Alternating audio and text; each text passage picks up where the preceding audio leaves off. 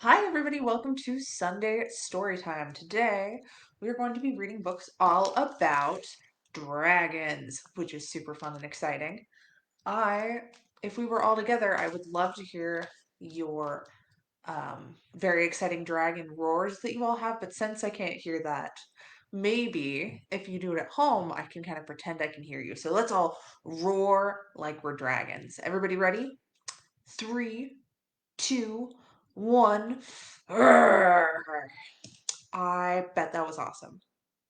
So, like I said earlier today, we're going to be reading books all about dragons. I have a dragon craft, and there should still be some crafts at the Lawrence Public Library in the Reader's Theater. So, if you go there should still be a couple craft kits left. Our first book today is called Do Not Bring Your Dragon to the Library. And this is by Julie Gassman. Do not bring your dragon to the library.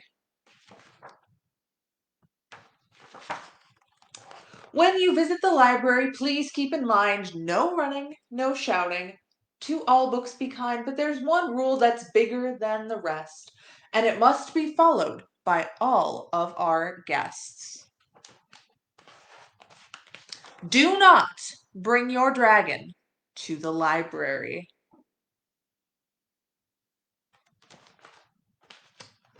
A dragon is sometimes a very rude beast. At story time, he'll take up 10 spaces at least. A dragon's big bottom can pack a real punch each time he sits down. You'll hear a great crunch. So, do not bring your dragon to the library. You may ask her to come to a library show, but trouble will start with the first song she knows. Her swaying hips will crowd your space with a dragon jig that has no grace.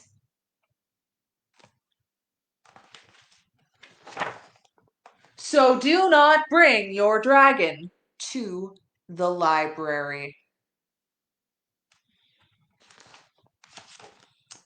Maybe you're thinking, don't worry, it's fine. There is plenty of space in that library of mine. Perhaps that is true, but he's sure to roam, and then you'll be wishing you'd left him at home. So do not bring your dragon to the library.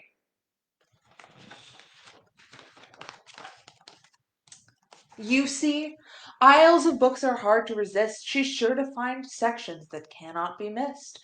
As she starts to read, she could overexcite, and then chances are her flame will ignite. So do not bring your dragon to the library. I know, what you're saying is true, but leaving him home will make me quite blue. It is my favorite place. Please listen to me. My dragon would love our library.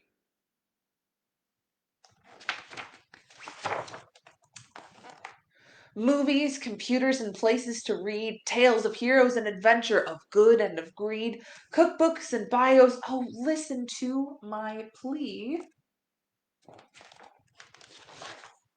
May I please bring my dragon to the library? I'm afraid, my kind friend, I cannot agree. A dragon at the library? It simply cannot be. But don't fret, don't frown, I have a solution. Listen now to my smart substitution. Your dragon should not miss library treasures. Just bring home some books for her reading pleasure. If you use your card often, you very soon will see that you never have to bring your dragon to the library. The end. Now, unless they're a stuffed animal, I feel like stuffed animal dragons are fine. Are okay, so next we're gonna do a fun little chant, which always sounds so ominous. So this is called How Do You Feed a Dragon? And I put the words in the chat so people watching at home can follow along. All right, so first we're gonna put our hands like this, like their wing, or yeah, like their wings. How do you feed a dragon who is tall, tall, tall, when you're just a little kid who is small, small, small? You could stand on your tiptoes. Even though you're little, the dragon could bend down and meet you in the middle. All right, everybody, flap your wings again. How do you feed a dragon who is tall, tall, tall, when you're just a little kid who is small, small, small? You could stand up on your tiptoes. Even though you are little, the dragon could bend down and meet you in the middle. All right, so our next. Sorry, I have notifications going off. I forgot to mute things like a fool. So our next book today is Dragon Was Terrible. And this is by Kelly DiPuccino, and it is super funny. So this is Dragon Was Terrible. Dragon was terrible. Naturally, dragons have a little bit of terrible in them because they're dragons after all. But this dragon right here, super terrible.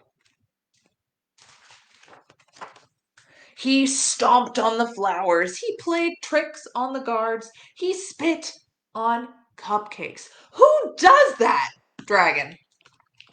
That's who. That's not all. He scribbled in books. He threw sand.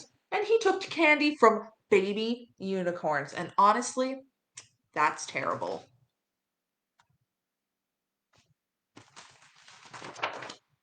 The king had had enough. Enough, he said, and he posted this sign: Brave knights, whoever shall tame the terrible dragon will be rewarded with a gift. It shall be a nice gift. Ye shall like it, His Royal Majesty the King.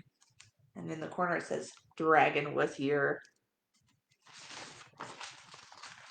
Knights lined up to show off their dragon taming skills, and they all failed miserably, and Dragon just grew more terrible.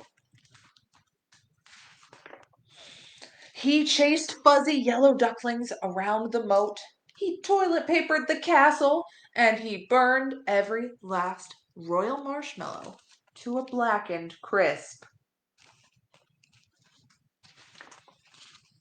The villagers had had enough. Enough, they said, and they posted this sign: Brave people, whoever shall tame the terrible dragon shall be rewarded with a gift from the king. It shall be a nice gift, we hope. Ye shall like it, perhaps. His Royal Majesty, the King. His dragon was here again. Ordinary blokes and lasses lined up to try their hand at taming the dragon. They all failed, embarrassingly so. And just when you thought it wasn't possible, Dragon grew even more terrible. He popped birthday balloons, he drew funny faces on the drawbridge, and he burped in church loudly. Honestly, that's terrible and rude.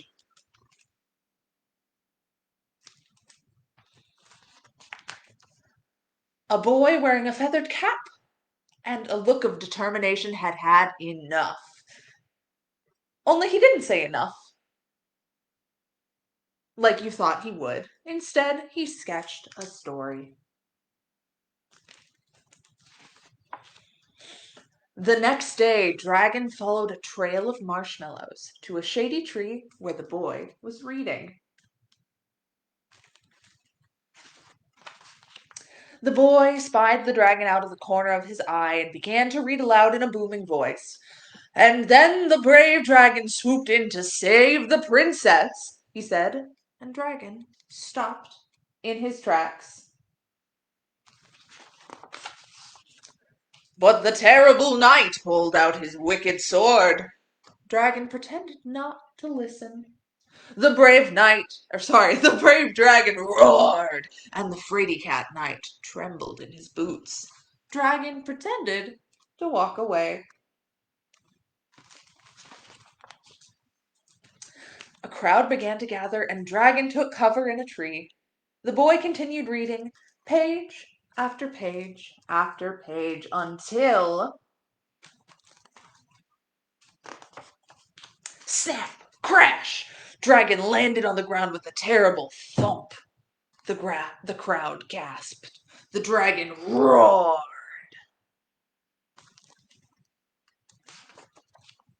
The clever boy didn't flinch. He reached out a hand to the dragon and said, would you like to hear how the story ends? And just when you thought it wasn't possible, Dragon smiled, and he took a seat beneath the tree with the other children.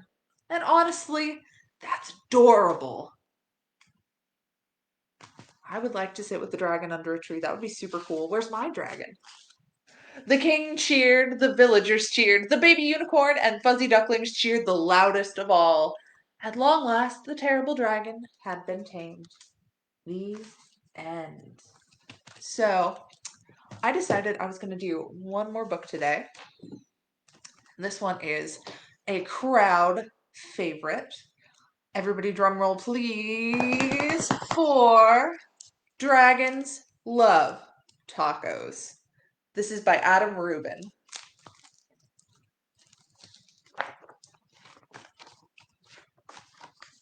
Hey kid!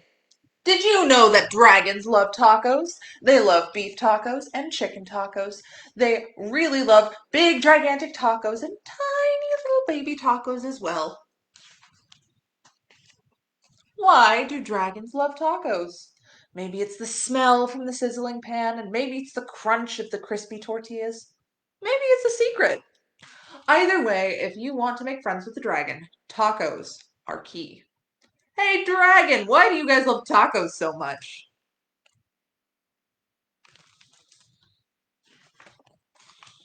But wait!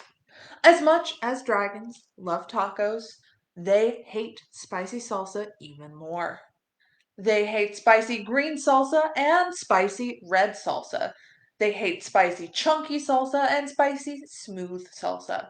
If the salsa is spicy at all, dragons can't stand it. Why do dragons hate spicy salsa? Well, just one drop of hot sauce makes a dragon's ears smoke. Just a single speck of a hot pepper makes the dragon snort sparks. Spicy salsa gives dragon the tummy troubles. And when dragons get the tummy troubles, oh boy. If you want to make tacos for dragons, keep the toppings mild. Tomatoes, lettuce, cheese, these are all good toppings for tacos for dragons.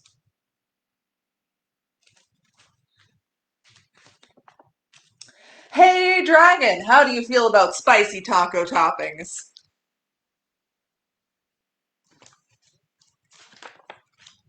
Dragons love parties. They like costume parties and pool parties. They like big, gigantic parties with accordions and tiny little parties with charades. Why do dragons love parties? Maybe it's the conversation. Maybe it's the dancing. Maybe it is the comforting sound of a good friend's laugh. The only thing dragons love more than parties is tacos. Or tacos, sorry, is taco parties. Taco parties are parties with lots of tacos. If you want to have some dragons over for a taco party, you'll need buckets of tacos, pant loads of tacos. The best way to judge is to get a boat and fill the boat with tacos. That's about how many tacos dragons need for a taco party. After all, dragons love tacos. Hey, dragon, are you excited for the big taco party?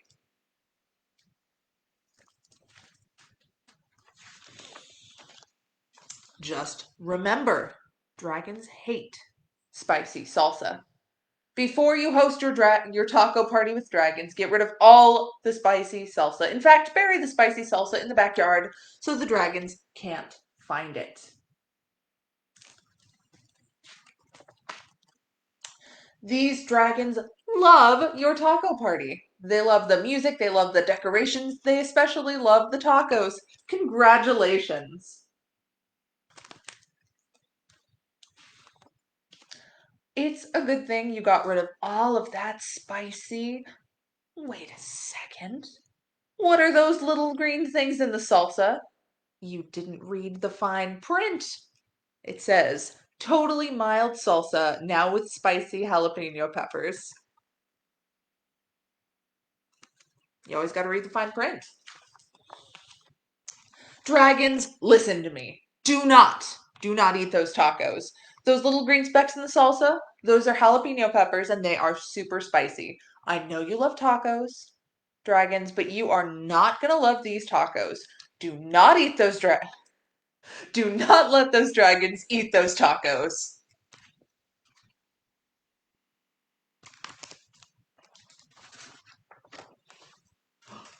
Oh no.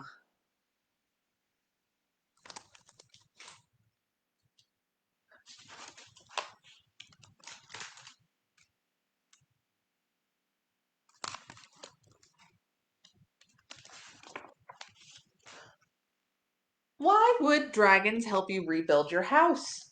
Maybe they're good Samaritans. Maybe they just feel bad for wrecking it. Maybe they're just in it for the taco breaks.